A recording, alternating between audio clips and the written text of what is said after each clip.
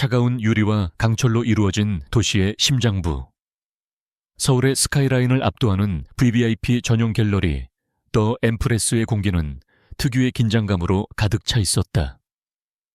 수백억의 가치를 지닌 예술품들이 고요히 숨쉬는 이곳에서 곧 열릴 세기의 경매는 단순한 상업적 행사를 넘어 보이지 않는 권력과 욕망이 충돌하는 전쟁터와도 같았다. 강지훈, 사설 보안업체 블랙실 솔루션의 대표인 그는 이 전쟁터의 질서를 유지해야 하는 임무를 맡고 있었다. 그의 시선은 갤러리 중앙, 특수 제작된 강화 유리관 안에 놓인 신라의 금관, 태양의 눈물에 고정되어 있었다. 영롱한 황금빛과 섬세한 구곡 장식은 천년의 세월을 뛰어넘는 아름다움을 뽐냈지만 지훈의 눈에는 그저 수많은 위험 요소를 끌어들이는 표적일 뿐이었다. 그의 머릿속에서는 이미 수십 가지의 침투 시나리오와 그에 대한 대응책이 쉴 새 없이 시뮬레이션 되고 있었다. 대표님, 모든 섹터의 센서 점검 완료했습니다. 열 감지, 동작 감지, 압력 센서 모두 정상 작동합니다. 외부 경계팀도 배치 완료되었습니다. 부팀장인 박민혁이 낮은 목소리로 보고했다. 지훈은 고개만 까딱였을 뿐 여전히 금관에서 눈을 떼지 않았다. 그의 감각은 훈련된 맹수처럼 날카롭게 주변의 모든 미세한 변화를 감지하고 있었다. 공기의 흐름, 조명의 미세한 떨림, 직원들의 발걸음 소리까지도 그의 분석 대상이었다. 이번 의뢰는 단순한 경우가 아니었다. 태양의 눈물은 단순한 유물이 아니라 대한민국 재계 서열 1위인 태강그룹 최 회장의 자존심이 걸린 물건이었다. 경쟁사인 유성그룹과의 치열한 싸움 끝에 해외에서 되찾아온 것이었고 이번 경매는 그 승리를 대내외에 과시하는 상징적인 행사였다. 실패는 용납되지 않았다.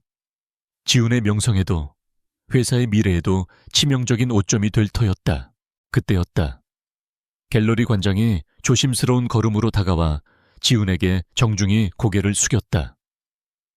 강 대표님, 잠시 후 유물 최종 점검을 위해 보건팀이 들어올 예정입니다.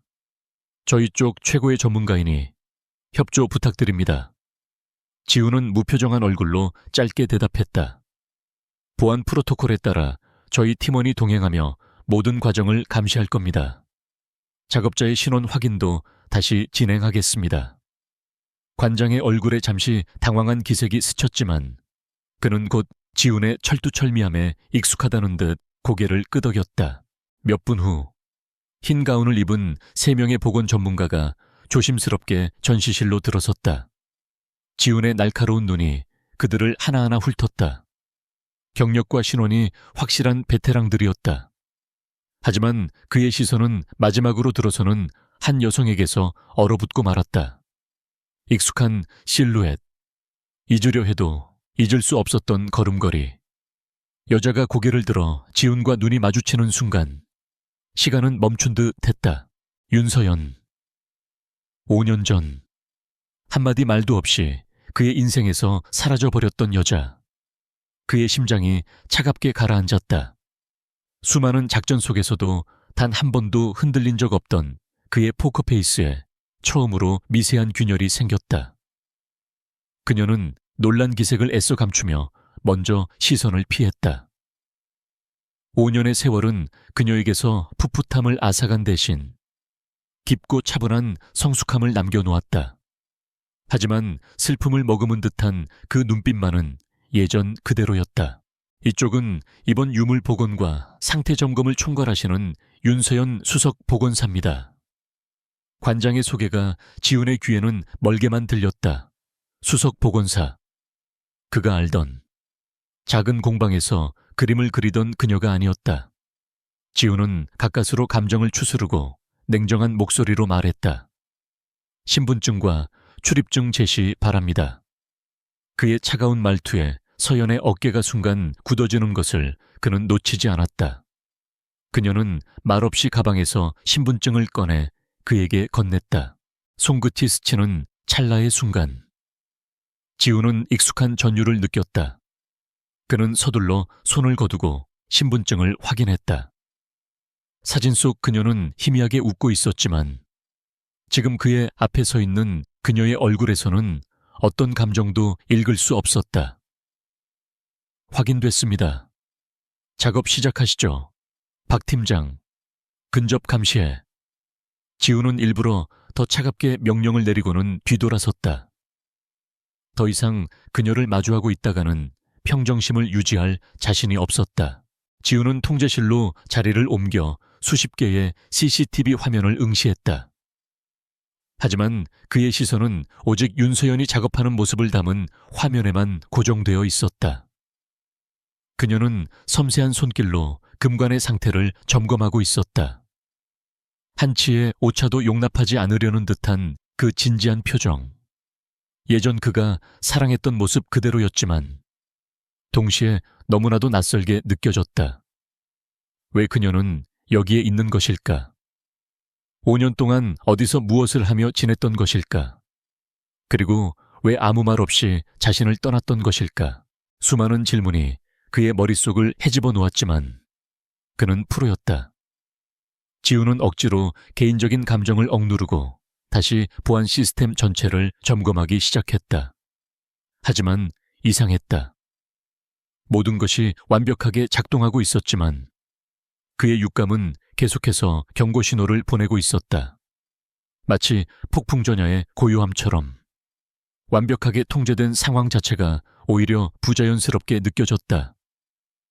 그는 내부 소행의 가능성을 염두에 두고 모든 직원의 최근 동선과 통신 기록을 재검토하라고 지시했다. 작업을 마친 서연이 팀원들과 함께 전시실을 나섰다. 그녀는 지훈이 있는 통제실 쪽을 한번 흑이 쳐다보았지만 이내 고개를 돌려 빠른 걸음으로 복도를 빠져나갔다. 지훈은 그녀의 뒷모습을 화면으로 끝까지 쫓았다. 사라진 5년의 시간만큼이나 그와 그녀 사이에는 보이지 않는 거대한 벽이 가로막고 있는 듯했다. 그는 주먹을 불끈 쥐었다. 이유를 알아내야만 했다. 그녀가 떠난 이유, 그리고 지금 다시 나타난 이유까지도. 그날 밤 지우는 퇴근하지 않고 사무실에 남아 갤러리 주변의 모든 정보를 다시 분석했다. 그는 단순한 도둑이 아니라고 판단했다. 태양의 눈물을 노리는 자는 고도의 훈련을 받았으며 갤러리 내부 사정에 정통한 인물일 가능성이 높았다. 어쩌면 그들의 목표는 금관 자체가 아닐 수도 있었다. 태강그룹에 대한 타격 혹은 그 이상의 무언가. 그리고 그 중심에 윤서연이 있었다. 그녀의 등장은 결코 우연이 아닐 것이라는 불길한 예감이 그의 온몸을 휘감았다. 그는 박민혁을 조용히 불렀다. 박 팀장, 윤서연 수석 보건사에 대해 조사해줘. 지난 5년간의 모든 기록, 출입국 기록, 금융거래, 통신 내역까지, 먼지 하나까지 다 털어봐. 단, 절대 들키지 않게 그림자처럼 움직여. 박민혁은 지훈의 개인적인 부탁을 단 한 번도 받아본 적이 없었기에 의아한 표정을 지었지만 곧 그의 심각한 얼굴을 보고 군소리 없이 명령을 수행했다. 알겠습니다, 대표님. 지훈은 텅 빈 사무실에 홀로 남아 도시의 야경을 내려다보았다. 화려한 불빛들이 그의 눈에는 그저 공허한 신기루처럼 보였다. 5년 전, 그는 중요한 작전을 수행 중이었다. 국가의 명운이 걸린 일이었고, 그는 자신의 모든 것을 걸었다. 그 과정에서 서연을 만났고, 얼음 같던 그의 심장은 처음으로 녹아내렸다. 하지만 작전이 끝나고 모든 것이 제자리로 돌아왔을 때, 그녀는 사라지고 없었다.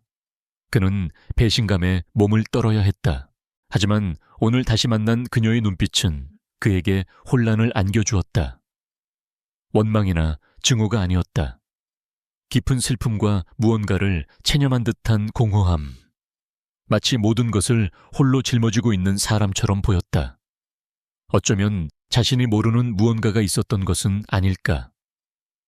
그는 책상 서랍 깊숙한 곳에서 낡은 사진 한 장을 꺼냈다. 환하게 웃고 있는 서연과 어색하게 그 옆에 서 있는 자신의 모습이 담긴 사진이었다. 이것이 그녀가 남긴 유일한 흔적이었다. 다음 날, 경매를 하루 앞둔 갤러리의 긴장감은 최고조에 달했다. 지우는 밤새 한숨도 자지 못했지만 그의 정신은 강철처럼 날카로웠다. 그는 동선을 재조정하고 예측 가능한 모든 변수에 대한 대비책을 세웠다. 그의 팀원들은 그의 지시에 따라 일사불란하게 움직였다. 블랙실 솔루션이 업계 최고인 이유는 바로 이처럼 완벽에 가까운 통제력과 위기 대응 능력 때문이었다. 오후가 되자 서연이 다시 갤러리의 모습을 드러냈다. 최종 상태를 한 번 더 확인하기 위해서였다. 어제와는 달리 지우는 그녀를 피하지 않았다. 그는 직접 그녀의 작업을 감시하기 위해 전시실로 향했다. 둘 사이에는 무거운 침묵이 흘렀다. 서연은 묵묵히 자신의 일에만 집중했고 지우는 그런 그녀를 말없이 지켜보았다. 그의 시선은 그녀의 가느다란 손목, 집중할 때 살짝 찡그리는 미간, 그리고 어딘가 모르게 지쳐 보이는 옆모습에 머물렀다. 왜 돌아왔지? 마침내 지훈이 침묵을 깼다. 그의 목소리는 낮고 건조했다. 서연의 손길이 순간 멈칫했다. 그녀는 고개를 들지 않은 채 대답했다. 일 때문에 온 겁니다. 강 대표님이야말로 이런 곳에 계실 줄은 몰랐네요. 그녀의 목소리에도 날이 서 있었다. 마치 둘 사이의 과거를 완전히 부정하려는 듯한 태도였다. 지우는 한 걸음 더 다가섰다. 그의 그림자가 그녀를 완전히 뒤덮었다.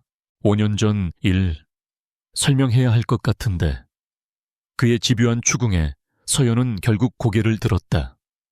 그녀의 눈동자가 세차게 흔들리고 있었다. 설명할 거 없어요.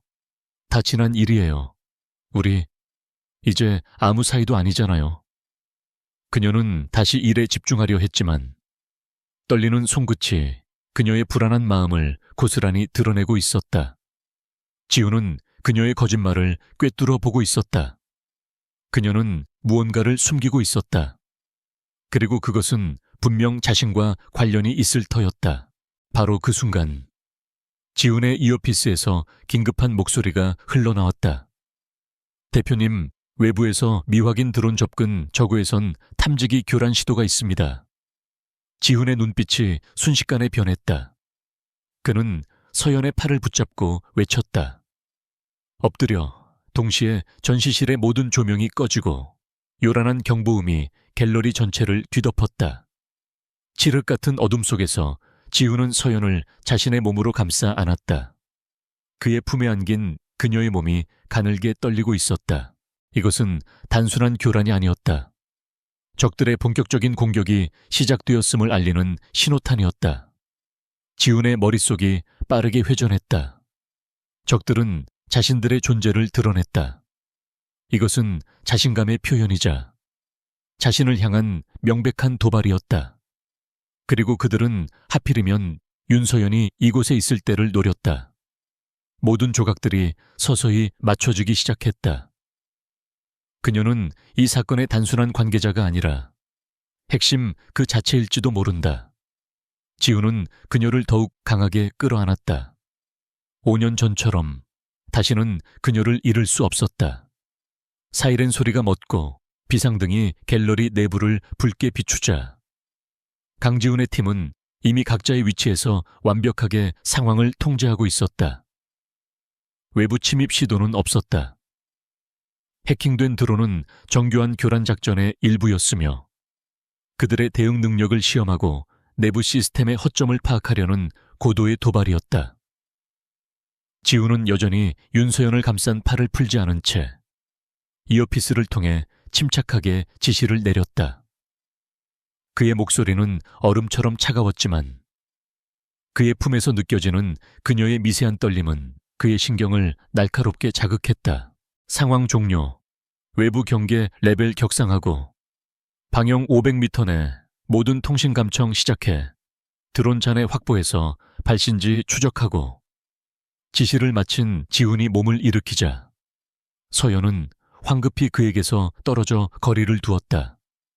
어둠과 혼란 속에서 잠시나마 의지했던 그의 단단한 몸이 사라지자 그녀는 다시금 위태로운 현실과 마주해야 했다.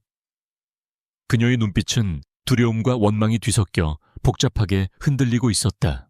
대체 무슨 일이에요? 여긴 안전하다고 들었는데요. 서연이 애써 침착한 척 물었지만 그녀의 목소리는 미세하게 떨리고 있었다. 지훈은 그녀의 얼굴을 빤히 쳐다보았다. 그녀의 연기는 완벽에 가까웠지만 그는 그녀의 눈동자 깊은 곳에 숨겨진 진실을 읽어내려 애썼다. 그녀는 피해자인가? 아니면 이 모든 극의 배우인가? 그건 내가 묻고 싶은 질문인데 당신이 나타나자마자 이런 일이 생겼지. 우연이라고 하기엔 너무 절묘하지 않나. 그의 날카로운 지적에 서연의 얼굴이 하얗게 굳었다. 지금 저를 의심하는 건가요? 5년 만에 나타나서 한다는 말이 고작 그런 건가요? 당신, 하나도 변하지 않았어. 그녀의 목소리에 실린 상처와 분노는 진짜처럼 보였다. 하지만 지우는 더 이상 자신의 감정을 믿지 않기로 맹세한 남자였다. 그는 수많은 배신과 위선을 겪으며 살아남았다. 그는 오직 사실과 증거만을 신뢰했다. 변해야 할 이유가 없었으니까. 경매는 잠정 연기됐어. 보안 조사가 끝날 때까지 여길 떠날 수 없어. 지우는 그녀를 뒤로하고 통제실로 향했다. 박민혁과 분석팀이 드론의 비행 기록과 해킹 패턴을 분석하고 있었다. 단순한 아마추어의 소행이 아닙니다. 군용 수준의 암호화 기술이 사용되었고 저희 방화벽을 우회하기 위해 최소 3군데의 해외 서버를 경유했습니다. 내부 조력자 없이는 불가능한 수준입니다. 박민혁의 보고는 지훈의 의심을 확신으로 바꾸어 놓았다. 내부의 적, 가장 찾아내기 어렵고 가장 치명적인 위협이었다. 그의 시선은 다시 CCTV 화면 속 서연에게로 향했다. 그녀는 초조한 듯 휴대전화를 만지작거리며 누군가와 짧게 통화를 하고 있었다. 통화가 끝나자 그녀의 얼굴에는 안도감과 함께 깊은 불안감이 동시에 서렸다. 그녀는 지금 누구와 통화한 것일까? 무엇을 안도하고 또 무엇을 불안해하는 것일까? 지우는 박민혁에게 조용히 지시했다. 윤서연의 통화 기록, 지금 당장 확인해. 누구와 어떤 대화를 나눴는지 알아내. 경매 연기 소식에 갤러리는 술렁였지만 지훈의 통제 아래 빠르게 안정을 되찾았다. VIP 고객들은 안전하게 밖으로 안내되었고 직원들은 보안팀의 조사를 받아야 했다. 서연 역시 예외는 아니었다. 그녀는 형식적인 질문에 기계적으로 대답했지만 그녀의 온 신경은 어떻게든 이곳을 빨리 빠져나갈 생각뿐인 듯 보였다. 그녀의 그런 모습이 지훈의 의심을 더욱 부채질했다. 그녀는 무언가를 혹은 누군가를 필사적으로 지키려는 사람처럼 보였다. 몇 시간의 조사가 끝나고 직원들이 하나둘씩 갤러리를 떠나기 시작했다. 서연도 지친 기색으로 가방을 챙겨 나섰다. 그녀는 갤러리를 나서기 전 무의식적으로 통제실이 있는 2층을 올려다보았다. 어두운 유리창 너머로 자신을 지켜보는 지훈의 시선을 느낀 듯 그녀는 움찔하며 서둘러 발걸음을 옮겼다. 그 순간 지훈은 결심했다. 자신의 눈으로 직접 확인해야만 했다. 그녀가 숨기고 있는 비밀의 정체를.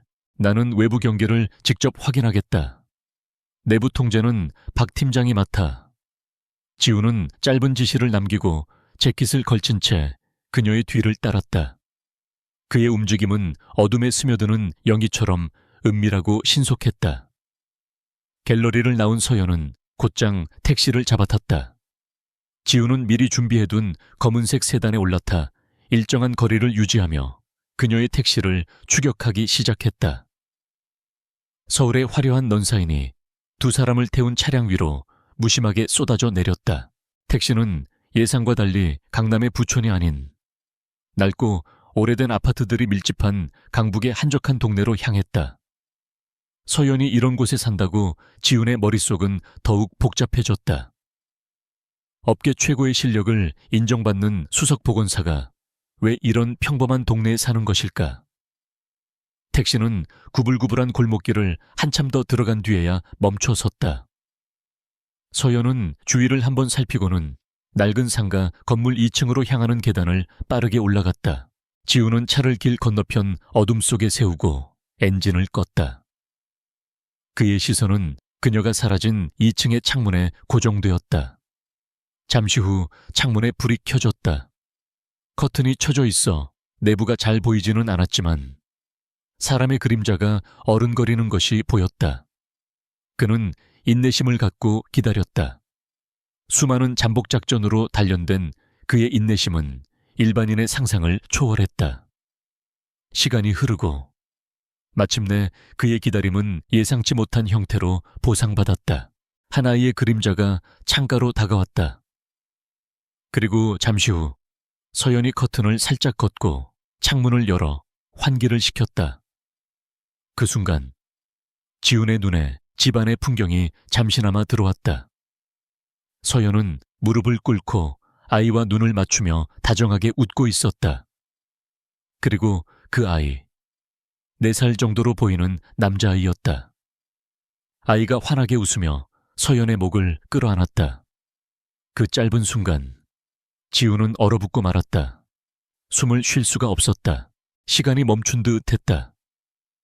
그의 심장이 거대한 망치로 얻어맞은 것처럼 세차게 울렸다. 아이의 얼굴, 흐릿한 불빛 아래에서도 선명하게 보였다. 자신의 어릴 적 사진과 소름 끼치도록 닮아 있었다. 날카로운 눈매, 오똑한 콧날, 그리고 무언가에 집중할 때 살짝 찡그리는 미간까지. 그건 자신의 축소판이었다. 머릿속이 하얗게 비어버렸다. 이성적인 사고가 마비되고 훈련으로 다져진 냉철함이 산산조각 났다. 그 아이는 자신의 아이였다. 5년 전 그녀가 사라진 이유, 그녀가 그토록 불안해하고 무언가를 지키려 했던 이유, 모든 퍼즐 조각이 단 하나의 진실 앞에서 끔찍할 정도로 완벽하게 맞춰졌다. 그녀는 혼자서 그의 아이를 낳고 지난 5년 동안 세상으로부터 그리고 그로부터 아이를 숨겨왔던 것이다. 지훈은 운전대를 잡은 손이 하얗게 질리도록 힘을 주었다. 분노, 배신감, 혼란, 그리고 형언할 수 없는 슬픔이 그의 온몸을 덮쳤다. 그는 차에서 뛰쳐나가 당장이라도 그녀에게 달려가 멱살을 잡고 소리치고 싶었다. 왜 말하지 않았냐고, 왜 자신을 속였냐고. 하지만 그의 발은 땅에 뿌리 박힌 듯 움직이지 않았다. 창문 너머로 보이는 평화로운 풍경, 자신을 보며 환하게 웃는 아이에게 뽀뽀를 해주는 서연의 모습. 저것은 자신이 단 한 번도 상상해 본 적 없는 자신과 자신의 아들이 존재하는 세상이었다. 그 세상에 자신은 철저한 이방인이었다. 불현듯 오늘 있었던 드론 공격이 머릿속을 스쳐 지나갔다. 적들은 단순히 금관을 노리는 것이 아니었다. 어쩌면 그들은 처음부터 윤서연과 그리고 저 아이의 존재를 알고 있었던 것일지도 모른다. 그의 가장 치명적인 약점, 그가 존재하는지도 몰랐던 그의 모든 것, 차가운 공포가 등골을 타고 흘러내렸다. 이제 이것은 더 이상 단순한 보안 의뢰가 아니었다. 그의 가족을 지키기 위한 전쟁이었다. 지훈의 눈빛이 어둠 속에서 맹수처럼 번뜩였다. 그는 이제 사냥을 시작해야 했다.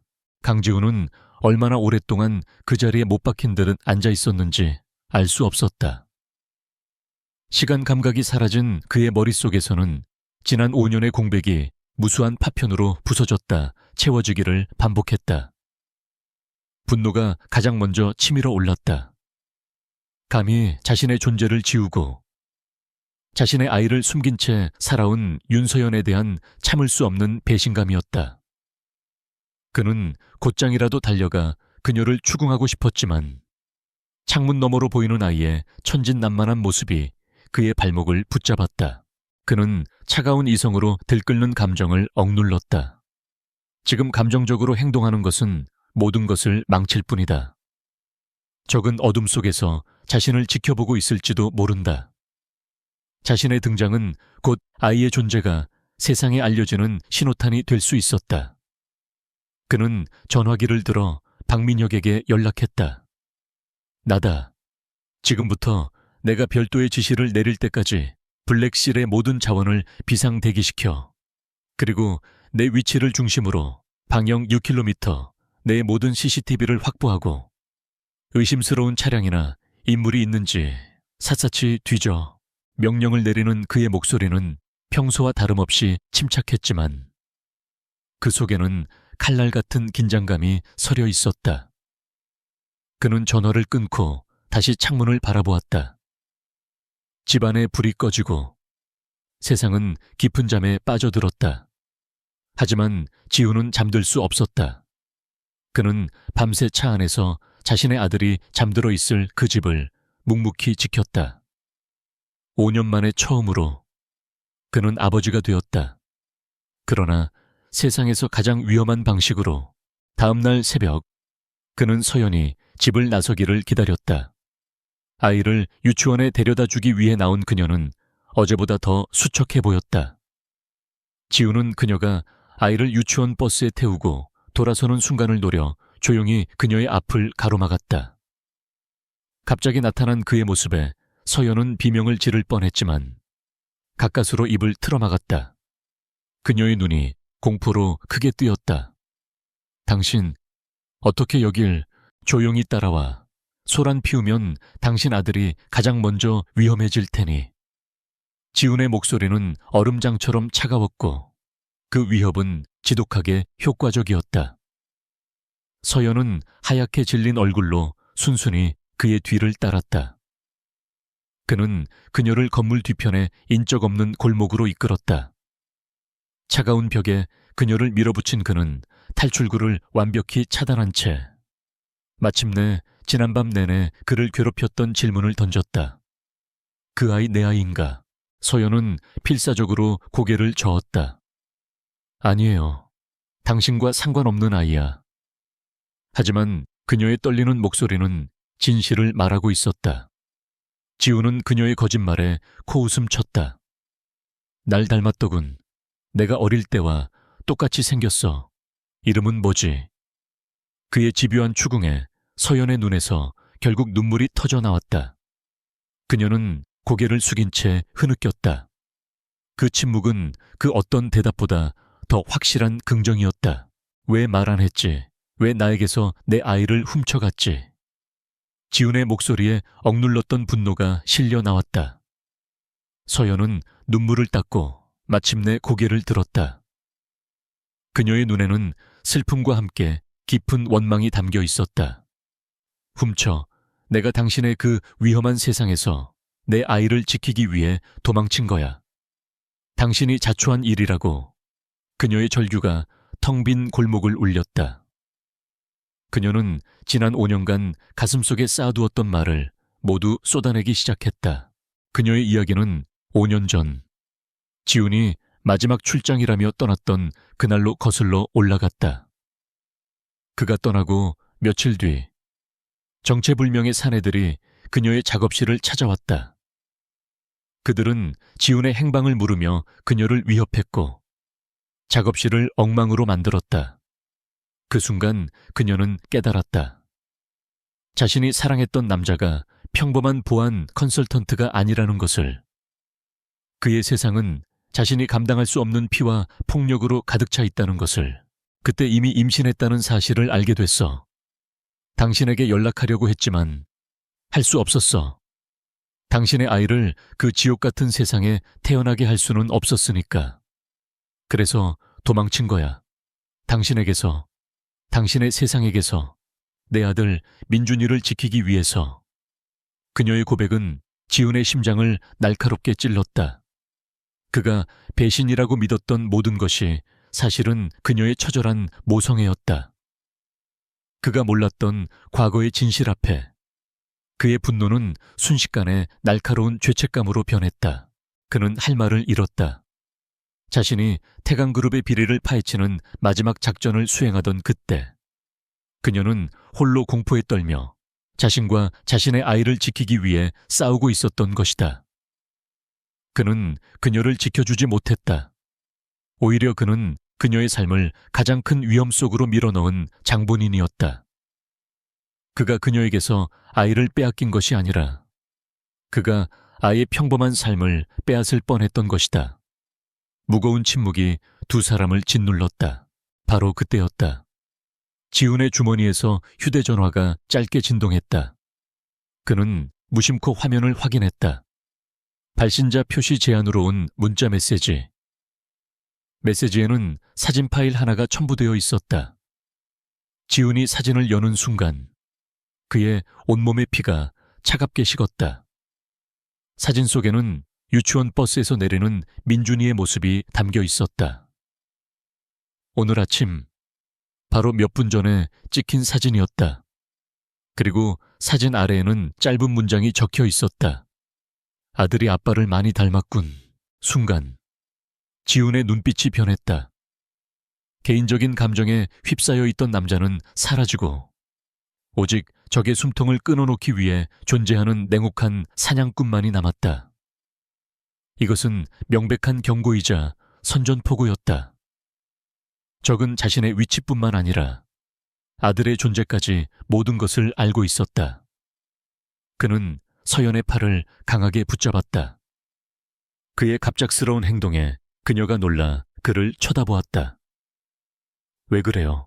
지금부터 내 말만 들어. 질문도 하지 말고 반항도 하지 마. 살고 싶으면. 지훈의 목소리는 강철처럼 단단했다. 그는 다른 손으로 이어피스를 누르며 박민혁에게 명령했다. 코드 레드, 타겟은 2명. 내 아내와 아들이다. 지금 당장 백업팀을 내 위치로 보내. 5분 내로 도착해야 한다.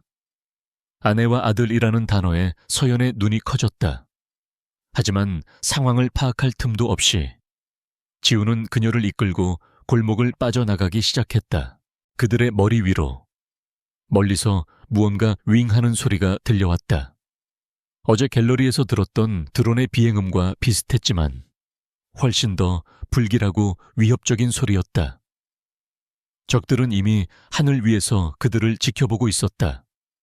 지훈은 욕설을 내뱉으며 서연을 자신의 차로 밀어 넣었다. 두 사람의 개인적인 갈등과 5년간의 오해는 이제 사치일 뿐이었다. 생존을 위한 처절한 싸움이 막 시작되고 있었다. 강지훈의 세단은 총알처럼 서울의 복잡한 도심을 질주했다. 능숙한 핸들링으로 차선을 바꾸고 막다른 골목에서 급회전을 하는 그의 운전은 한치의 오차도 없는 정밀한 기계와 같았다. 백미러에 비친 검은색 밴 2대가 끈질기게 따라붙고 있었다. 옆자리에 앉은 윤서연은 안전벨트를 꽉 붙잡은 채 하얗게 질려 있었다. 그녀의 눈에는 눈물이 그렁했지만 아들 민준이가 위험하다는 생각에 비명조차 지를 수 없었다. 박 팀장, 적들의 예상 이동 경로 차단해. H점까지 5분. 그 안에 정리 못하면 플랜 B로 넘어간다. 지훈은 헤드셋에 대고 낮고 빠르게 명령을 내렸다. 그의 눈은 전방을 주시하면서도 쉴 새 없이 주변의 모든 상황을 분석하고 있었다. 교차로에 진입하는 순간 거대한 덤프트럭 한 대가 경적을 울리며 그들의 앞을 가로막았다. 동시에 뒤에서는 블랙실에 방탄 SUV 차량들이 나타나 추격해오던 밴들의 퇴로를 막아섰다. 타이어가 찢어지는 굉음과 함께 짧은 추격전은 끝이 났다. 지훈은 조금의 망설임도 없이 차를 돌려 약속된 안전가옥으로 향했다. 서연은 창밖으로 보이는 일사불란한 광경을 보며 입을 다물지 못했다. 이것이 강지훈의 진짜 세계였다. 그녀가 5년 전 어렴풋이 엿보고 도망쳤던 보이지 않는 전쟁이 일상인 세상. 그녀는 공포와 함께 알 수 없는 경외감을 느꼈다. 저 남자는 자신이 상상했던 것 이상으로 거대한 사람이었다. 안전가옥은 도심 속 평범한 오피스텔 건물 최상층에 위치한 펜트하우스였다. 겉보기와는 달리 내부는 최첨단 보안 시스템으로 무장한 요새나 다름없었다. 박민혁을 비롯한 소수의 정예 팀원들이 이미 도착해 모든 준비를 마친 상태였다. 지훈이 서연을 데리고 안으로 들어서자 박민혁은 그의 옆에 선 여자와 그녀의 손을 꼭 잡고 있는 아이를 보고 순간 표정이 굳었지만 이내 아무것도 보지 못한 사람처럼 고개를 숙였다. 대표님, 모든 것이 준비되었습니다. 지훈은 팀원에게 아이를 다른 방으로 데려가 돌보게 한 뒤 굳어있는 서연을 거실 소파에 앉혔다. 그는 잠시 창밖을 응시하며 숨을 골랐다. 이제는 그녀에게 모든 것을 말해 주어야 했다. 그들의 목표는 나야. 그리고 이제 당신과 민준이까지 포함됐어. 그가 입을 열자 서연은 고개를 들어 그를 쏘아보았다. 대체 누구죠? 왜 우리를 노리는 거예요? 그녀의 목소리는 여전히 떨리고 있었지만 그 안에는 진실을 알아야겠다는 단호함이 깃들어 있었다. 초혜민준. 지훈의 입에서 그 이름이 나오는 순간 주변 공기가 얼어붙는 듯 했다. 태강그룹 전 회장. 5년 전 내가 국정원 소속으로 마지막 임무를 수행할 때 감옥으로 보냈던 남자야. 그는 담담하게 과거를 털어놓았다. 국가의 검은 돈을 관리하고 정재계를 주무르던 거악 최민준.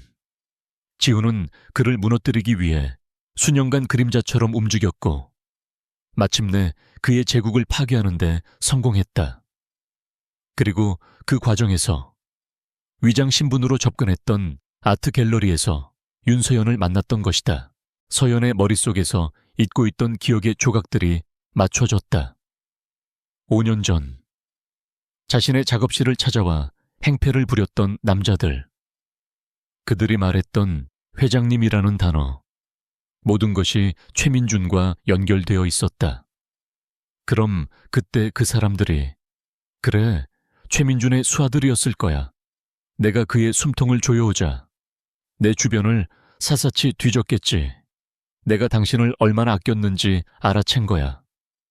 지훈의 목소리에는 깊은 자책감이 묻어났다. 최민준은 최근에 출소했어. 그리고 나에게 복수하기 위해 돌아온 거다.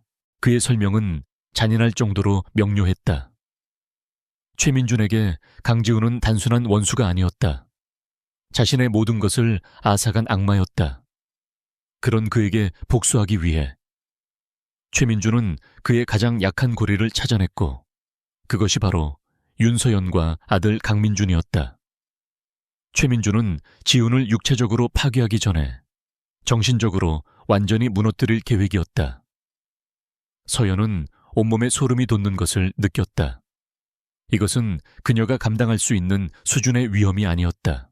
같은 시각 블랙실 솔루션의 지하 상황실. 지훈은 자신의 핵심 팀원들을 모두 소집했다. 거대한 스크린에는 최민준의 사진과 관련 정보들이 빼곡히 떠 있었다. 상황실의 공기는 무겁게 가라앉아 있었다.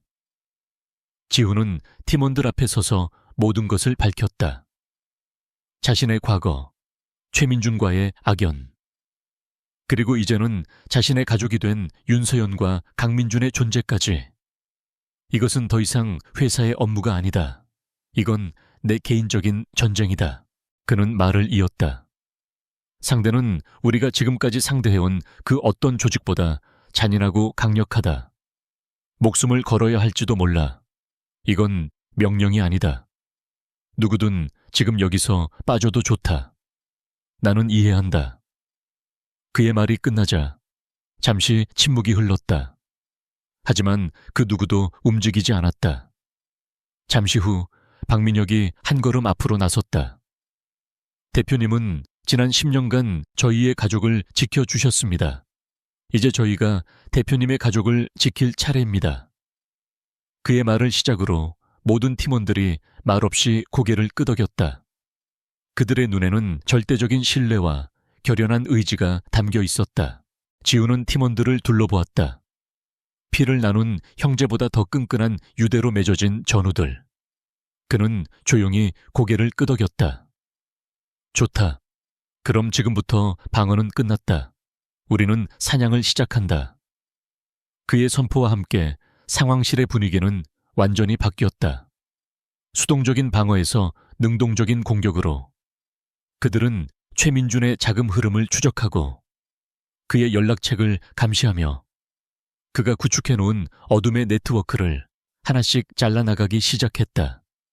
강지훈이라는 잠자는 사자의 코털을 건드린 대가가 무엇인지 최민준에게 뼈저리게 가르쳐줄 시간이었다. 다시 안전가옥. 지우는 모니터를 통해 다른 방에서 장난감을 가지고 놀고 있는 민준이의 모습을 지켜보고 있었다. 태어나서 처음으로 보는 아들의 모습이었다. 낯설고 어색했지만 가슴 깊은 곳에서 뜨거운 무언가가 끌어올랐다. 평생을 외롭게 위험 속에서 살아온 그에게 처음으로 생긴 지켜야 할 것이었다. 그의 등 뒤로 서연이 조용히 다가왔다. 그녀는 복잡한 눈으로 지훈의 넓은 등을 바라보았다.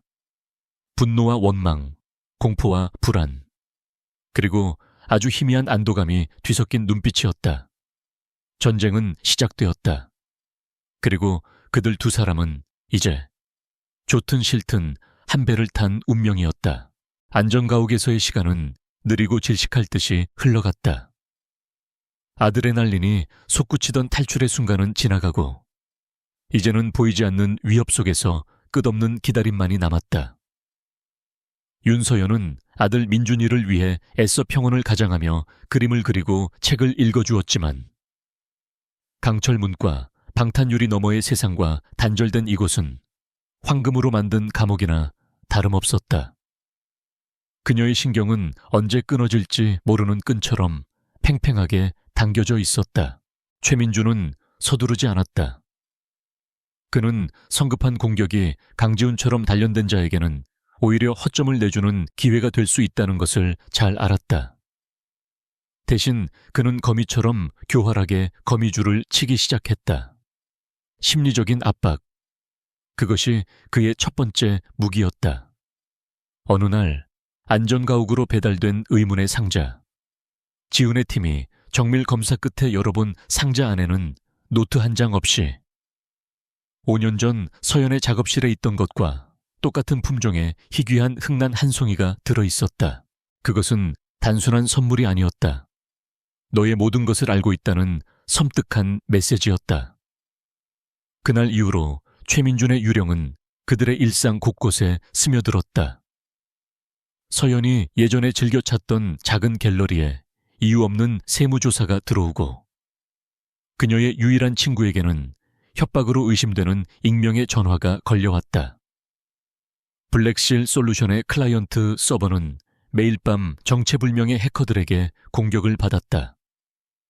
물리적인 피해는 없었지만 그들의 삶을 옥죄는 압박감은 날이 갈수록 심해졌다. 화려한 펜트하우스 은신처에서 최민준은 수십 개의 모니터를 통해 이 모든 상황을 즐기고 있었다. 그는 와인잔을 흔들며 옆에 선 비서에게 나지막이 말했다. 강지훈 같은 놈에게 죽음은 자비일 뿐이야. 나는 그놈이 스스로 무너지는 것을 보고 싶어. 그 차가운 가면이 벗겨지고 절망과 공포에 질려 비명을 지르는 모습을 말이야. 내가 감옥에서 느꼈던 그 무력감을 그놈의 가족을 통해 뼛속까지 느끼게 해줄 거다. 그의 눈은 복수심으로 이글거렸다. 하지만 강지훈은 최민준이 생각하는 것처럼 쉬운 상대가 아니었다. 그는 최민준의 의도를 정확히 꿰뚫어 보고 있었다. 자신을 감정적으로 흔들어 실수를 유발하려는 속셈이라는 것을 그는 이 심리전에 정면으로 맞서기로 했다. 그는 방어벽을 더 높이 쌓는 대신 적의 심장부로 파고드는 역공을 준비했다. 최민준이 우리를 들여다보고 있다면 우리도 그의 눈을 통해 그의 뇌를 들여다봐야 해. 지훈은 블랙실의 천재 해커들로 구성된 사이버팀을 소집했다. 그들의 목표는 최민준이 자금 세탁용으로 사용하는 유령 회사 중 하나의 서버였다. 수박 겉핥기식의 공격이 아니었다. 그들은 마치 무해한 데이터 패킷처럼 위장하여 최민준의 네트워크 가장 깊숙한 곳에 스파이웨어를 심는 데 성공했다. 이제 최민준이 주고받는 모든 정보는 실시간으로 지훈의 손바닥 안에 들어오게 될 터였다. 쥐덫은 놓아졌다. 그러나 지훈의 이런 보이지 않는 싸움은 안전가옥에 갇혀있는 서연에게는 그저 무심함으로 비칠 뿐이었다. 그녀의 불안과 공포는 날마다 커져갔고 결국 참았던 감정이 폭발했다. 대체 언제까지 이렇게 숨어만 있어야 해요? 당신은 그냥 모니터만 쳐다보고 있을 뿐이잖아요. 나와 민준이는 당신에게 그냥 지켜야 할 임무 목표일 뿐인가요? 그녀의 날 선 비난에 지훈은 아무런 변명도 하지 않았다. 그는 차가운 목소리로 대답했다. 감정은 이 싸움에서 가장 위험한 사치품이야. 당신과 민준이의 안전이 최우선이고 그걸 위해선 내가 흔들려선 안 돼. 그의 냉정한 대답은 서연의 가슴에 더 큰 상처를 남겼다. 두 사람 사이에 보이지 않는 벽은 더욱 두꺼워지는 듯 했다. 하지만 그날 밤 잠 못 이루던 서연은 거실에 나왔다가 서재에서 새어나오는 희미한 불빛을 보았다. 그녀는 조용히 문틈으로 안을 들여다보았다. 지훈이 홀로 앉아 수십 개의 화면을 동시에 응시하고 있었다. 그의 얼굴에는 단 한 번도 본 적 없는 깊은 피로와 고뇌가 서려 있었다. 그는 강철 같은 지휘관이 아니라 자신의 모든 것을 걸고 가족을 지키기 위해 싸우는 한 남자였다. 서연은 그제야 깨달았다. 그의 차가움은 무심함이 아니라 모든 것을 짊어지기 위한 필사적인 갑옷이라는 것을. 그녀는 조용히 문을 닫고 돌아섰다. 며칠 후 지훈이 설치한 쥐덫에 첫 번째 신호가 잡혔다. 최민준의 네트워크에서 오간 암호화된 메시지. 그것은 안전가옥이 아닌 블랙실의 주요 클라이언트 중 하나인 IT 기업에 대한 대규모 물리적 테러를 암시하는 내용이었다. 지훈은 즉시 그것이 미끼임을 간파했다. 자신의 주력 병력을 다른 곳으로 유인하여 안전가옥을 비우게 만들려는 얕은 속임수였다. 최민준은 여전히 자신을 과소평가하고 있었다. 지훈의 입가에 차가운 미소가 번졌다. 그는 최민준의 게임에 기꺼이 놀아주기로 했다.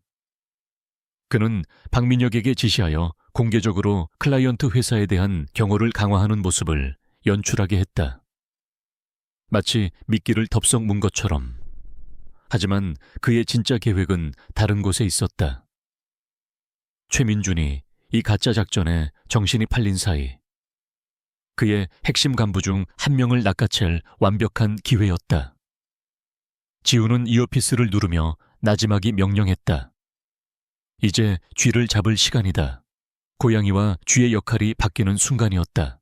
최민준을 향한 보이지 않는 전쟁이 계속되는 동안 안전가옥이라는 좁은 공간은 강지훈과 윤서연에게 또 다른 전장이 되어가고 있었다. 5년이라는 시간의 상흔과 서로에 대한 오해는 날카로운 유리 조각처럼 둘 사이에 흩어져 사소한 몸짓 하나, 스쳐 지나가는 눈빛 하나에도 서로를 아프게 찔렀다. 특히 지훈과 아들 민준이 사이에 어색한 공기는 서연의 마음을 가장 무겁게 짓눌렀다. 지훈은 아들에게 다가가는 법을 몰랐다. 그는 평생을 사람을 경계하고 분석하는 법만 배워왔지. 사랑을 주고받는 법은 배우지 못했다.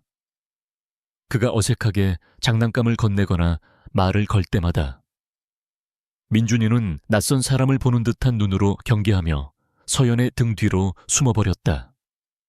그럴 때마다 지훈은 굳은 얼굴로 물러섰고 서연은 아들에게 낯선 존재가 되어버린 남자의 쓸쓸한 뒷모습과 아빠를 알아보지 못하는 아들의 모습을 보며 가슴이 미어지는 것 같았다. 어느 날 오후 창가에 앉아 민준이에게 책을 읽어주던 서연은 무심코 거실 저편에서 그 모습을 지켜보는 지훈을 발견했다. 그의 시선은 자신을 향한 것이 아니라 오직 민준이에게만 고정되어 있었다.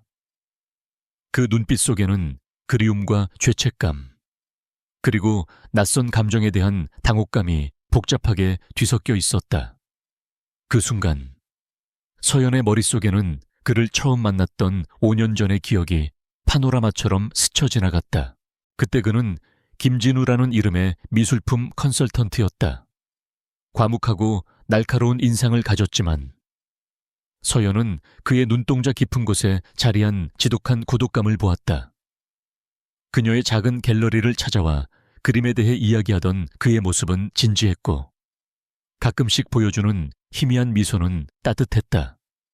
그들은 함께 늦은 밤까지 복원 작업을 하고 허름한 식당에서 국수를 먹으며 소박한 행복을 나눴다. 서연은 그의 정체를 몰랐지만 그의 외로운 영혼을 사랑했다. 지금의 냉혹한 지휘관 강지훈이 아닌 따뜻한 그림자를 가졌던 남자 김진우를. 민준이에겐 아빠가 필요해요. 하루 종일 저렇게 지켜만 보는 경호원이 아니라. 결국 서연이 먼저 침묵을 깼다. 그녀의 목소리에는 원망이 섞여 있었다. 지우는 그녀에게서 시선을 돌려 창밖을 바라보며 대답했다.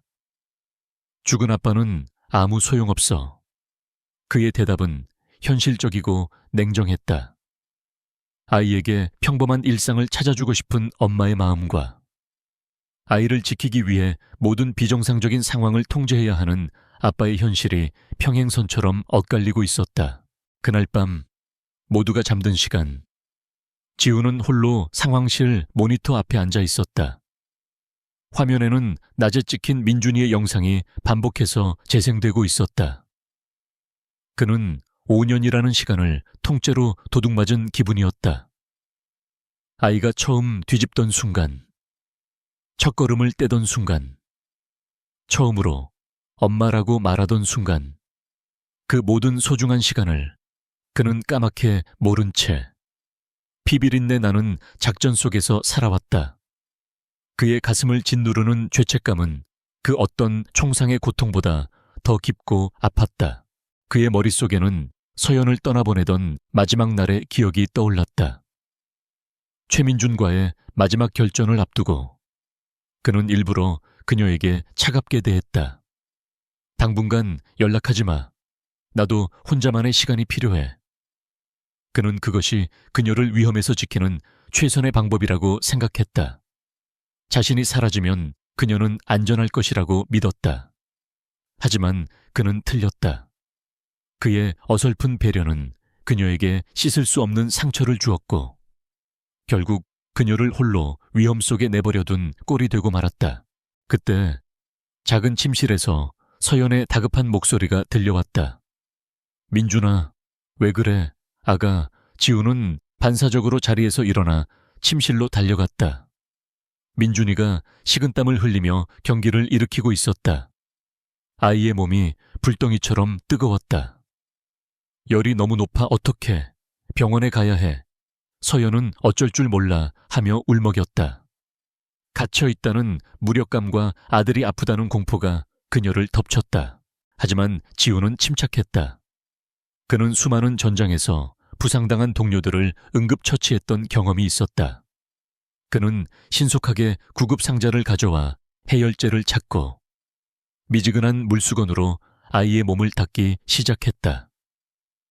그의 손길은 조금 서툴렀지만 침착하고 능숙했다. 그는 경기를 하는 아이의 팔다리를 부드럽게 주무르며 낮은 목소리로 아이를 안심시켰다. 괜찮아, 민준아. 아빠 여기 있어. 괜찮을 거야, 아빠. 그가 무의식적으로 내뱉은 그 단어는 서연의 심장에 깊게 박혔다. 그녀는 울음을 멈추고 그의 모습을 지켜보았다. 그는 밤새도록 민준의 곁을 지켰다.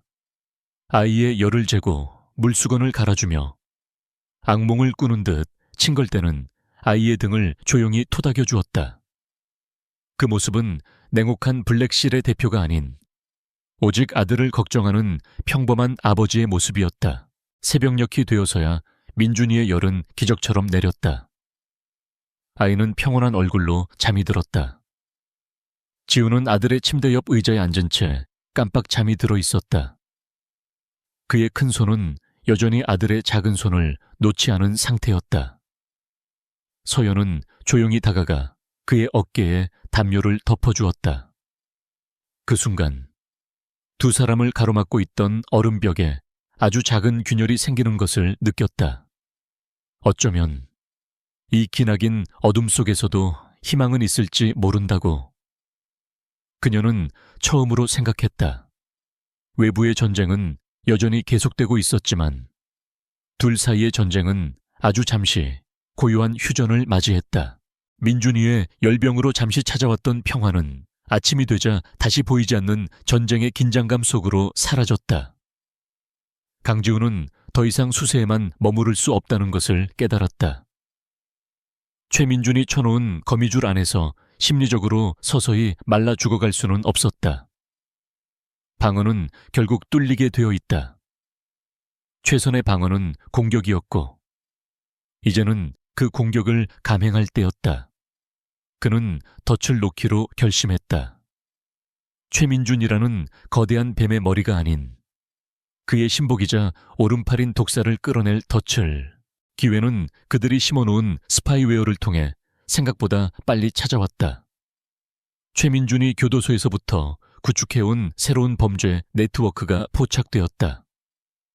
그는 위장된 미술품 경매를 통해 해외 범죄 조직에 최첨단 군용 무기 기술을 밀매하려 하고 있었다. 거래 규모도 엄청났지만 지훈의 눈길을 사로잡은 것은 거래를 현장에서 직접 지휘하는 인물이 최민준의 수족 중 가장 잔인하고 악명 높은 독사 진상철이라는 사실이었다. 그를 잡으면 최민준의 돈줄과 행동 방향을 동시에 묶을 수 있었다. 블랙실의 지하 상황실. 지훈은 팀원들 앞에서 대담한 작전 계획을 펼쳐놓았다.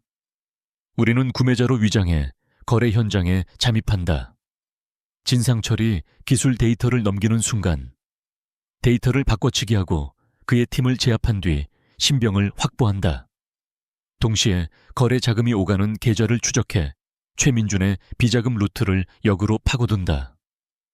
그것은 한순간의 실수도 용납되지 않는 위험천만한 계획이었다. 박민혁이 우려 섞인 목소리로 말했다.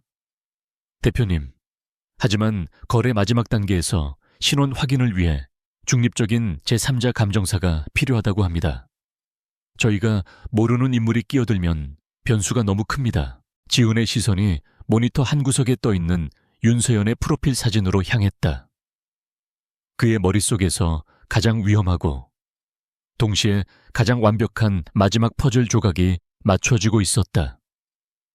그는 침묵 끝에 입을 열었다. 그 변수는 우리가 통제한다. 우리가 감정사를 그들에게 보내는 거야. 팀원들의 시선이 그에게 집중되었다. 적임자가 있어. 업계 최고의 실력을 가졌고 신원도 확실하며 최민준도 의심하지 못할 사람.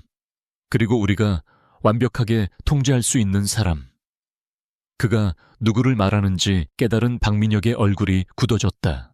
그날 밤 지우는 서연에게 잔인한 계획을 털어놓아야만 했다.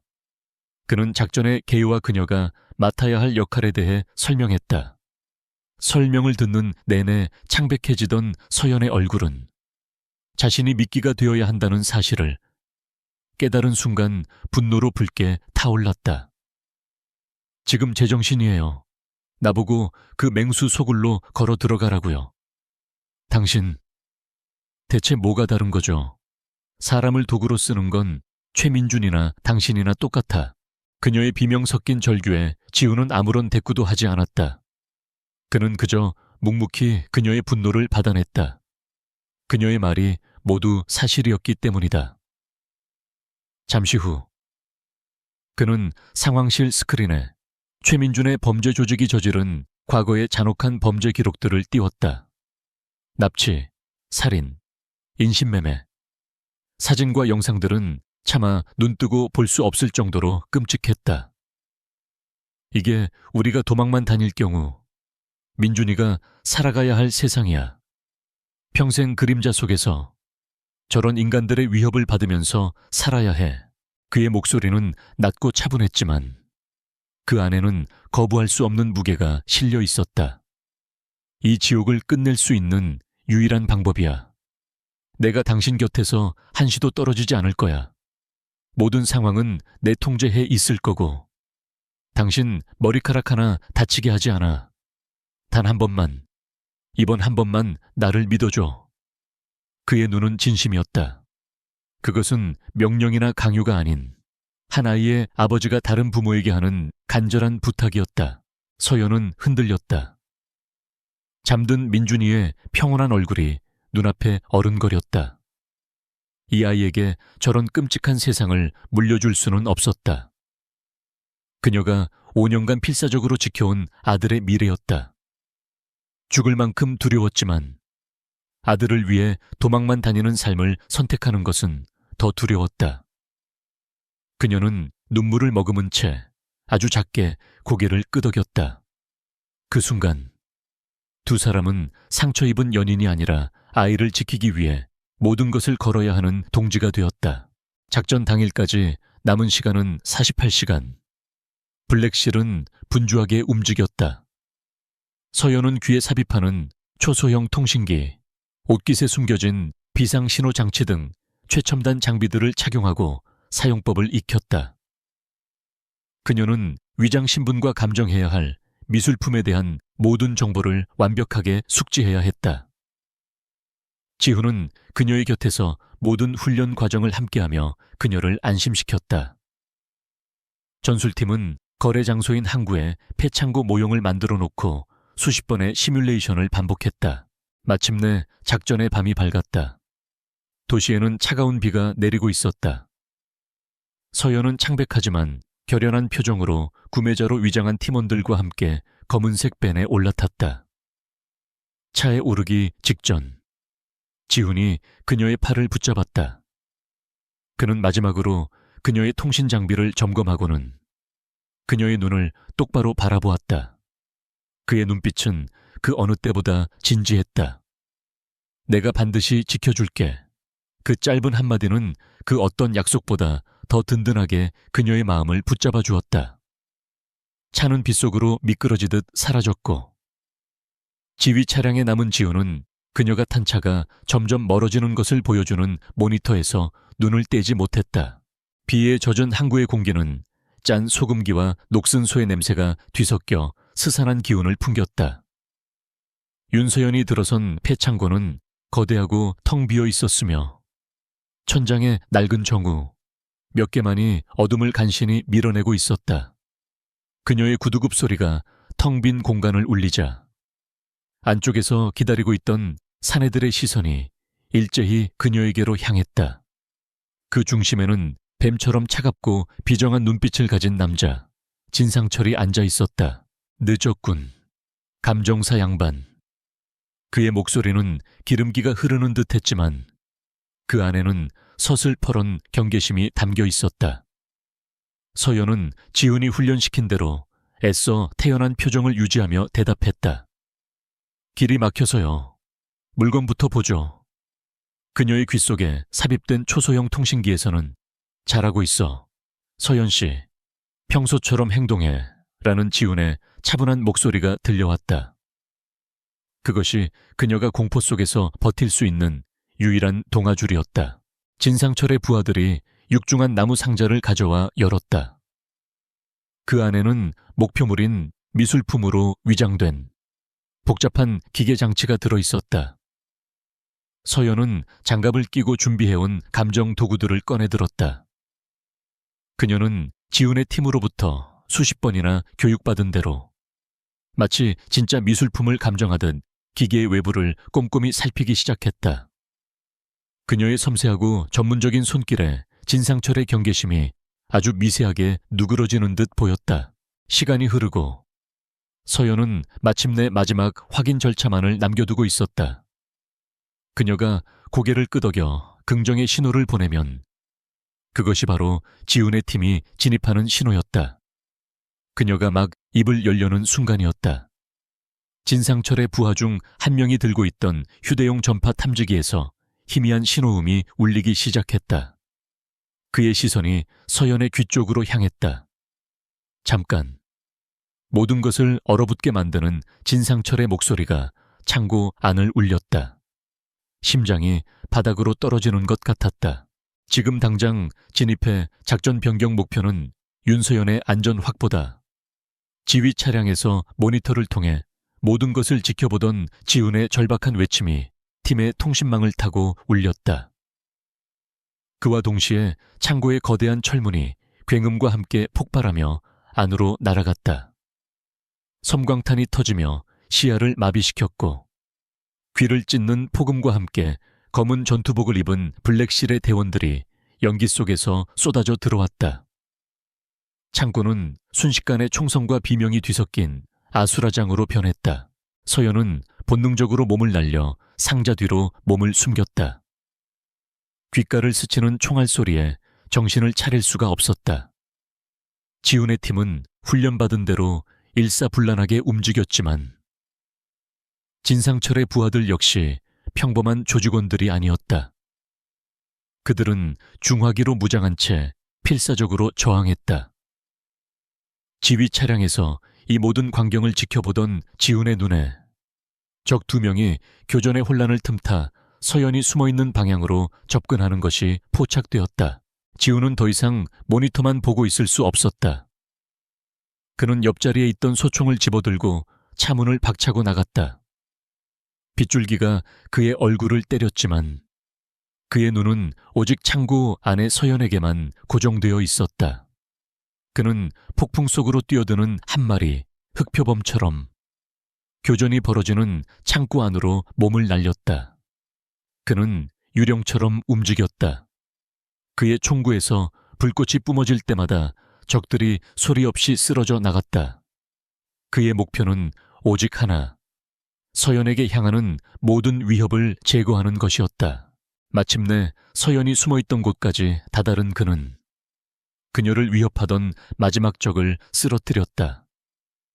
총탄이 빗발치는 혼돈 속에서 2 사람의 시선이 허공에서 마주쳤다. 그녀의 눈에는 공포와 함께 자신을 구하기 위해 지옥불 속으로 뛰어든 그에 대한 경이로움이 담겨 있었다. 하지만 그 순간은 짧았다. 승리가 눈앞에 보인다고 생각했던 바로 그때 초기 혼란 속에서 모습을 감췄던 진상철이 연기 속에서 나타나 서연의 등 뒤를 덮쳤다. 강지훈 내놈이 보낸 연이었군. 진상철은 서연의 목에 차가운 칼날을 들이대며 그녀를 인질로 삼았다. 순식간에 모든 총성이 멎었다. 창고 안에는 거친 숨소리와 빗소리만이 가득했다. 블랙실 대원들과 남은 진상철의 부하들이 서로에게 총구를 겨눈 채 대치했다. 진상철은 서연을 방패 삼아 천천히 뒷걸음질치며 퇴로를 찾았다. 그의 뱀 같은 눈이 지훈을 향해 비웃고 있었다. 내 놈의 가장 큰 약점을 찾아낸 것 같군. 자, 이제 어쩔 거냐. 지훈은 총을 내린 채 그 자리에 굳어 있었다. 그의 얼굴에서는 모든 감정이 사라져 있었다. 오직 얼음 같은 분노만이 그의 눈동자 속에서 들끓고 있었다. 그의 여자, 그의 아이의 엄마가 적의 칼날 아래에서 떨고 있었다. 작전의 성공도, 복수도 이제는 중요하지 않았다. 그는 인생에서 가장 길고 어두운 밤, 가장 잔인한 선택의 기로에 서 있었다. 폐창고 안의 시간은 얼어붙은 듯 했다. 진상철의 칼날은 윤서연의 하얀 목에 섬뜩한 선을 그리고 있었고 강지훈은 그저 모든 움직임을 멈춘 채 그 광경을 지켜봐야만 했다. 그의 머릿속에서는 수만 가지의 시뮬레이션이 초고속으로 돌아가고 있었다. 최악의 상황. 단 하나의 실수로 모든 것을 잃을 수 있는 절체절명의 순간이었다.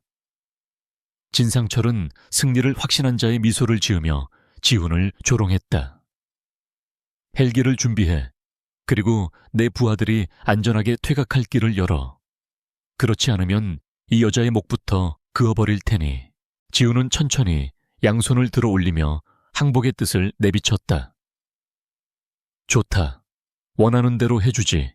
하지만 그 전에 그녀에게서 손끝 하나라도 더 건드리면 약속은 무효다. 그의 목소리는 놀라울 정도로 침착했지만 그의 눈동자는 먹이를 눈앞에 둔 맹수처럼 번뜩이고 있었다. 그는 진상철과 시선을 맞춘 채 아무도 눈치채지 못하게 손가락으로 미세한 신호를 보냈다.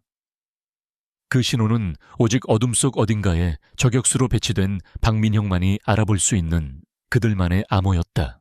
지우는 천천히 위협적이지 않게 진상철을 향해 한 걸음 다가섰다. 진상철, 이건 너와 나의 문제다. 그녀는 아무 상관없어. 그녀를 풀어주면 최민준이 그토록 원했던 내 목숨을 내게 넘겨주지. 그는 시간을 벌고 있었다. 진상철의 주의를 오직 자신에게만 집중시키고 박민혁이 완벽한 저격 각도를 확보할 시간을 만들어주고 있었다. 진상철이 그의 제안에 잠시 흔들리는 듯 했다. 강지훈을 직접 잡는 것은 최민준에게 더 큰 공을 세울 수 있는 기회였다. 바로 그 순간 지훈의 시선이 서연에게로 향했다. 그는 아주 잠시 둘만이 아는 눈빛을 교환했다.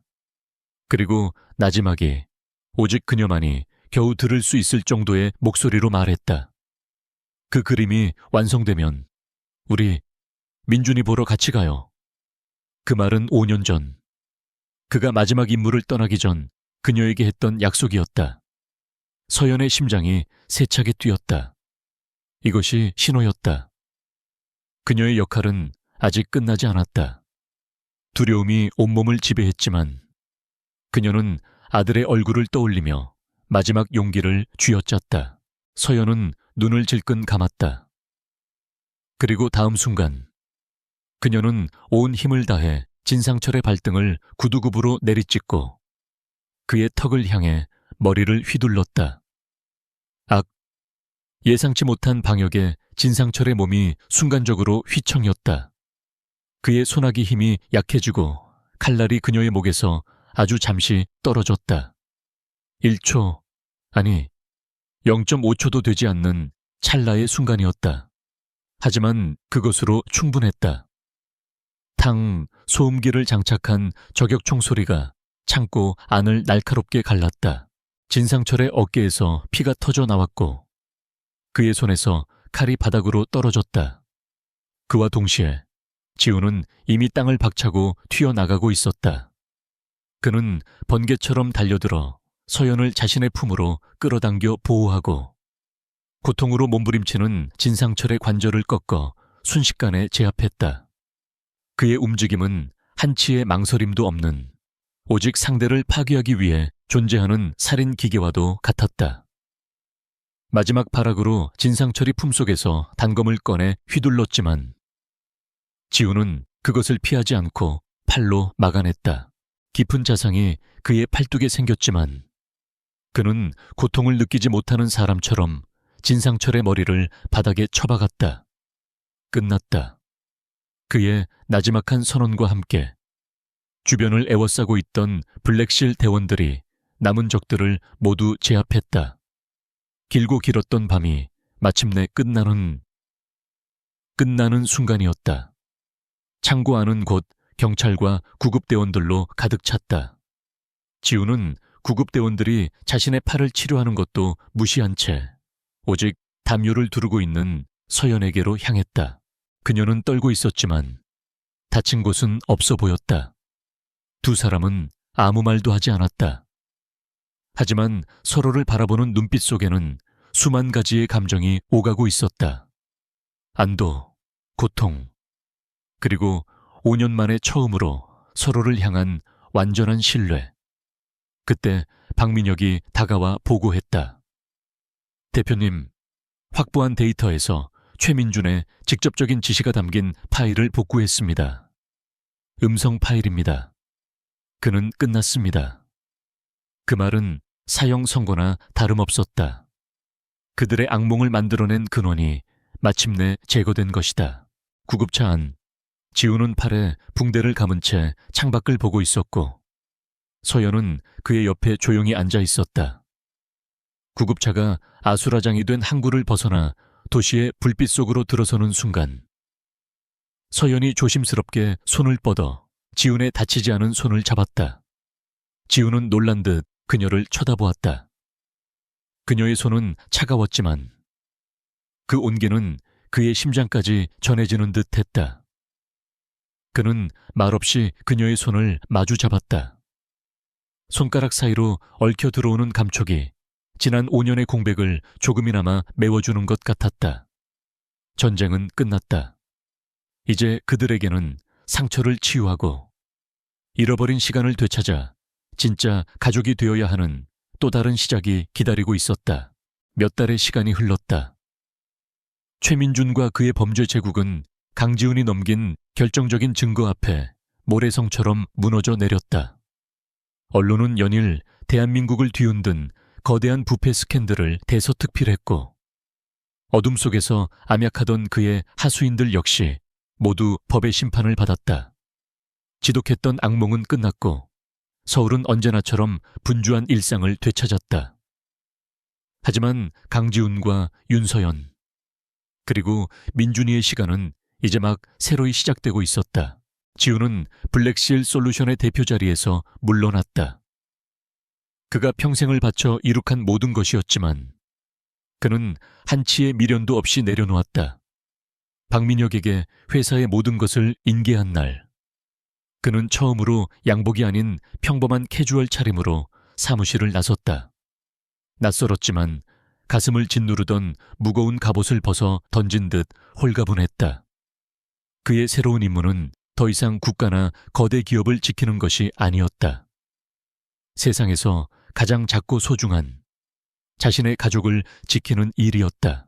그들은 강북의 낡은 상가 건물을 떠나 햇살이 잘 드는 한적한 교회의 주택으로 이사했다. 집 앞에는 민준이가 마음껏 뛰어놀 수 있는 작은 잔디 마당이 있었고 서연은 집 한편에 자신만의 작은 작업실을 꾸몄다. 그녀는 다시 붓을 잡았고 그녀의 캔버스에는 더 이상 과거의 슬픔과 어둠 대신 따뜻한 색채의 희망이 채워지기 시작했다. 그녀의 곁에는 이제 언제나 든든하게 그녀를 지켜보는 지훈이 있었다. 처음에는 모든 것이 서툴렀다. 지훈은 민준이와 친해지기 위해 온갖 노력을 했다. 인터넷으로 아이와 놀아주는 법을 검색하고 어색하게 동화책을 읽어주기도 했다. 처음에는 경계하던 민준이도 매일 아침 자신을 유치원에 데려다주고 저녁이면 함께 목욕을 하며 장난을 치는 지훈에게 서서히 마음을 열기 시작했다. 어느 날 저녁 거실에서 함께 로봇 조립을 하던 민준이가 불쑥 그를 올려다보며 말했다. 아빠, 이거 어려워요. 아빠. 민준이가 그를 처음으로 아빠라고 부른 순간이었다. 지훈은 순간 숨을 멈췄다. 그의 심장에서 뜨거운 무언가가 솟구쳐 올라 눈시울이 붉어졌다. 그는 애써 감정을 억누르며 아들의 머리를 쓰다듬었다. 괜찮아, 아빠가 도와줄게. 부엌에서 그 모습을 지켜보던 서연의 입가에 조용한 미소가 번졌다. 5년 동안 잃어버렸던 시간의 조각들이 아주 천천히 하지만 단단하게 제자리를 찾아가고 있었다. 두 사람 사이의 상처도 서서히 아물어 갔다. 그들은 지난 시간들에 대해 많은 대화를 나누었다. 지훈은 그녀가 홀로 겪어야 했던 공포와 고통에 대해 진심으로 사과했고 서연은 그의 아픔과 고독을 이해하게 되었다. 그들은 더 이상 서로에게 상처를 주지 않았다. 대신 서로의 상처를 보듬어주는 법을 배워나갔다. 어느 맑은 주말 오후 세 사람은 함께 근처 공원으로 피크닉을 갔다. 지훈은 민준이를 목마 태우고 잔디밭을 달렸고 아이의 웃음소리가 하늘 높이 퍼져나갔다. 서연은 돗자리에 앉아 그런 두 사람의 모습을 스케치북에 담았다. 평범하지만 그래서 더없이 소중한 행복이었다. 해가 질 무렵 그들은 나란히 벤치에 앉아 노을을 바라보았다. 지훈이 조용히 서연의 손을 잡았다. 그의 손은 여전히 투박하고 굳은 살이 박여 있었지만 그 어느 때보다 따뜻했다. 미안했어. 그리고 고마워. 민준이를 지켜줘서. 그의 진심 어린 고백에 서연은 말없이 그의 어깨에 머리를 기댔다. 우리 참 멀리 돌아왔네요. 그녀의 목소리는 평온했다. 폭풍은 지나갔고 그들의 앞에는 이제 새로운 항해가 기다리고 있었다. 그 길은 때로는 낯설고 힘들지도 모르지만 이제 그들은 혼자가 아니었다. 서로의 손을 잡고 함께 걸어갈 것이었다. 그날 밤 잠든 민준이의 방을 나온 지우는 작업실에서 그림을 그리고 있는 서연에게 다가갔다. 캔버스에는 오늘 공원에서 본 자신과 민준이가 환하게 웃고 있는 모습이 그려져 있었다. 그림 속의 남자는 더 이상 고독한 그림자를 가진 김진우도 냉혹한 지휘관 강지훈도 아니었다. 그는 그저 사랑하는 아들을 보며 행복하게 웃는 한 남자일 뿐이었다. 지우는 조용히 그녀의 등 뒤에서 그녀를 끌어안았다. 서연아. 그가 나지막이 그녀의 이름을 불렀다. 사랑해. 5년이라는 긴 시간을 돌고 돌아 마침내 전하는 진심이었다. 서연은 붓을 내려놓고 돌아서서 그의 목을 끌어안았다. 그녀의 눈가에 맺힌 눈물은 더 이상 슬픔의 눈물이 아니었다. 나도 사랑해요, 지훈 씨. 두 사람의 입술이 부드럽게 포개졌다. 그것은 과거의 모든 아픔을 씻어내고 새로운 시작을 약속하는 따뜻하고 완전한 입맞춤이었다. 창밖으로는 새로운 새벽이 밝아오고 있었다.